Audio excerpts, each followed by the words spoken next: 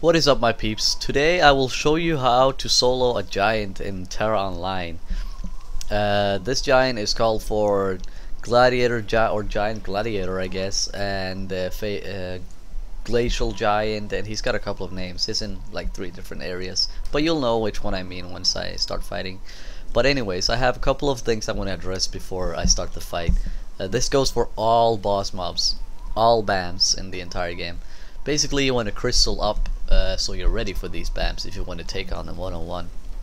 So what I recommend as a warrior is to have 4 of these and on your armor, or 3 depending on how many slots you have, obviously, but as many slots as you have, put these on your armor so you don't get damaged so much if you first get hit. I have 4 of these, which reduces the damage by about 22% from all BAMs. And on my weapon I have 3 of these, which altogether increases my damage to bosses or BAMs by 15 or 16%. Also I have this one. This increases my critical damage against boss monsters by 0.96 when I'm attacking from behind, and basically you're always going to be attacking from behind, otherwise you're going to get hit. So this is what I recommend as crystals when you're doing BAM soloing.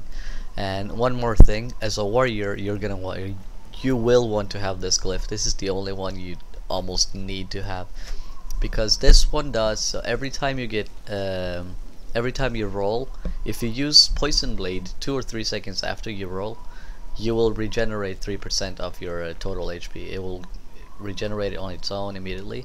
And basically this one is something you can use 8 or 9 times in a row to heal yourself back up if you fail a little bit, and if you get hit once you can basically heal yourself back up. So this one is recommended, and the crystals. Other than that, obviously stack up on charms if you have any, and scrolls also if you have any scrolls. I'm gonna go ahead and do that right now. So I have 1 charm left. That's typical, so screw that. I have this one. Wait, this one increases my crit rate by 25. So I'm gonna be using that because I want to get as much damage as I can. And this is the guy I'm gonna be killing. So I'll be killing this guy in a few seconds, and put on audio explaining how and why I do what I do, and all of that good stuff. So yeah. Alright, I'm now charging this guy. That's my opener. There's no need to do it if you don't want to. But anyway, there's really one main tactic that you have to do against these vengeful glacial giants, and that goes for all giants of the same kind. And as you can see, I don't know if you noticed so far, but I am constantly moving to the right, to my right, and that is because I want to be at his left foot, beneath his left foot. That is the place that I'm safest, because his shield is on his left hand and his axe is on his right hand. So basically, if I'm underneath his shield, his swings are gonna be a lot smaller on my side, so I can much more easily dodge his hits if I'm standing underneath the opposite arm of his weapon. So I'm constantly moving towards the right, as you can see, trying to be behind his left foot, and you can feel safe when you're behind his toes. That's what I can say for sure. When you're behind his toes and on his left foot, that's when you can feel safe from not being hit. But obviously you would want to go a little bit further just to be safe. So during the entire fight, I am constantly moving towards the right, and when he charges back, or jumps back rather, I just charge after him.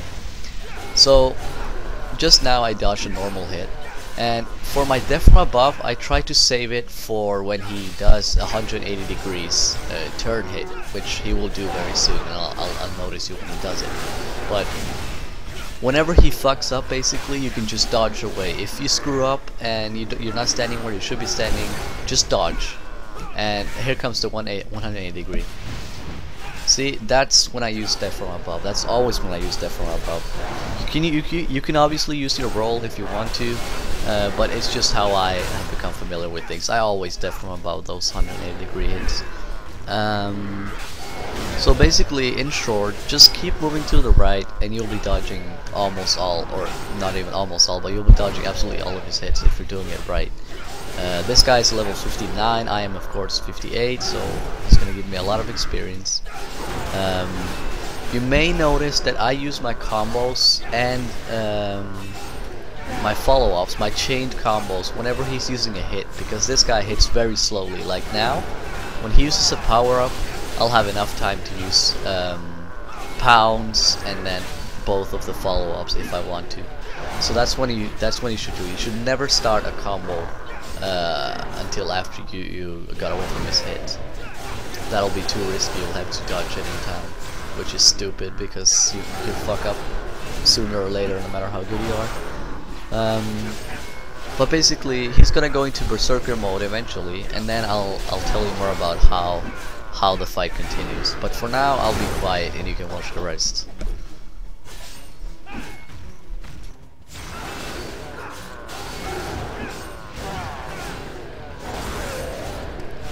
Alright, so at this point he has gone into Berserker mode. How do I know? Well, if you look at his face, he's got a red eye, a single red eye. He put on a mask. Well, he didn't put it on, he just got a mask just randomly. And he has this red eye. That means he's in Berserker mode.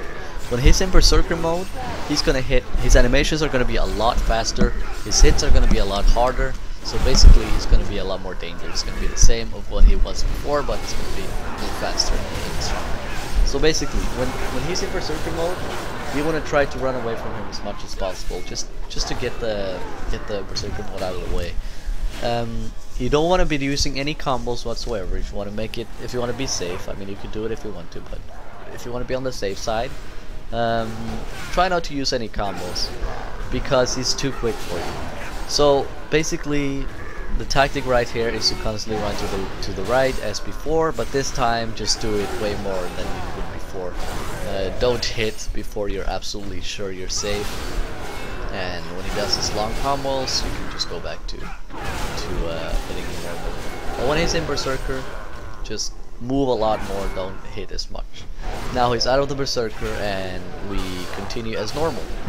So that's basically the entire fight. I will now let you see the fight until the end, and I hope you learned something from this. I hope you as a warrior can take this with you and do this yourself, because it's a great way of getting experience if you're bored of requesting. These guys will give you enough experience. It will give 1.6 million. I think at this point you need 70 million, something like that. So basically you don't need more than 50 kills. So it's a great way of getting those. But anyway, enjoy the rest of the match and I hope you learned something. I'll see you guys next time.